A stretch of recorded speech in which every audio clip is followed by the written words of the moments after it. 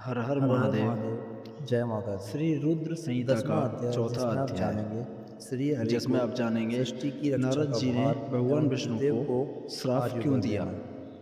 परमेश्वर शिव ऋषि बोले, बोले, हे हे सूत जी, उत्तम व्रत का पालन करने वाले रुद्रगणों के विष्णु, चले जाने पर तुम नारद जी सर्वदा ने क्या सब किया लोकों में और वे पूजनीय कहाँ गए, और मान्य इन सब होंगे। के बारे में भी हमें बताइए। ब्रह्मा जी के द्वारा रचे सूत लोक जी बोले, में कोई हे दुख ऋषियों, या संकट होने माया से पर मोहित दुखों और नारद जी संकटों का उन दोनों शिवगणों नाश को करने श्राप के लिए देकर भी तुम सदा तत्पर रहना। तुम अनेकों अवतार ग्रहण कर जीवों का कल्याण कर अपनी कीर्ति का विस्तार करोगे। मैं तुम्हारे कार्यों में तुम्हारी सहायता करूंगा और तुम्हारे शत्रुओं का नाश करूंगा। तुम में और रुद्र में कोई अंतर नहीं है, तुम एक दूसरे के पूरक हो। जो मनुष्य रुद्र का भक्त होकर तुम्हारी निंदा करेगा, उसका पुण्य नष्ट हो जाएगा और उसे नरक भोगना पड़ेगा। मनुष्यों को तुम भोग और मोक्ष प्रदान करने वाले और उनके परम पूज्य देव होकर उनका निग्रह, अनुग्रह आदि करोगे। ऐसा कहकर भगवान शिव ने मेरा हाथ विष्णु जी के हाथ में देकर कहा, तुम संकट के समय सदा इनकी सहायता करना और सभी को भोग और मोक्ष प्रदान करना तथा सभी मनुष्यों की कामनाओं को पूरा करना। तुम्हारी शरण में आने वाले मनुष्य को मेरा आश्रय भी मिलेगा तथा हम में भेद करने वाले मनुष्य नरक में जाएगा।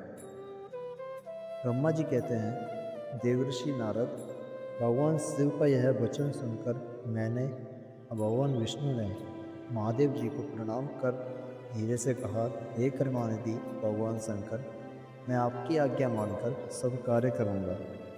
मेरा जो भक्त आपकी निंदा करे उसे आप नरक प्रदान करें। आपका भक्त मुझे अत्यंत प्रिय है। महादेव जी बोले, अगर ब्रह्मा, विष्णु और रुद्र के आयुबल को सुनो, 4000 युग का ब्रह्मा का एक दिन होता है और 4000 युग की एक रात होती है। 30 दिन का एक महीना और 12 महीनों का एक वर्ष होता है। इसी प्रकार के वर्ष प्रमाण से ब्रह्मा जी की 100 वर्ष की आयु होती है और ब्रह्मा जी का एक वर्ष विष्णु का एक दिन होता है। वह भी इसी प्रकार से 100 वर्ष जिएंगे तथा विष्णु का एक वर्ष रुद्र के एक दिन के बराबर होता है। वह भी इसी क्रम में 100 वर्ष तक स्थित रहेंगे तथा शिव के मुख से एक ऐसा श्वास प्रकट होगा जिसमें उनके 21,600 दिन और रात होते हैं। उनके 6 बार सांस अंदर लेने और छोड़ने का एक पल और 8 घड़ी और 60 घड़ी का एक दिन होता है। उनके सांसों की कोई संख्या नहीं है, इसलिए वे अक्षय हैं। अतः तुम मेरी आज्ञा से सृष्टि का निर्माण करो।